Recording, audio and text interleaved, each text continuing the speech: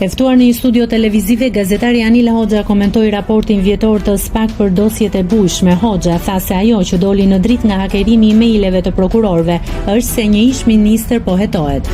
Analiza vjetore përfshin në vitin 2024. Kreu i SPAK do raportojë dhe në parlament për punën vjetore. Dosja më e bujshme dhe njoftimi më i klikuar është dosja e Ilir Metës, çështja e zotit Meta, që u arrestua dhe vijon në paraburgim.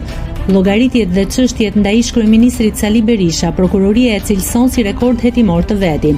Nëse do t'i qëndrojmë dosjes hetimore më të fundit me hakerimin e emaileve, në njërin prej tyre është emri një ish-ministri. Aty konfirmohet se SPAK po heton. Nëse klikoni mbi butonin subscribe, do t'ju shfaqen të gjitha publikimet tona. Ju ftoj t'i bëni subscribe kanalit, të pëlqeni videot dhe të lini komentin tuaj.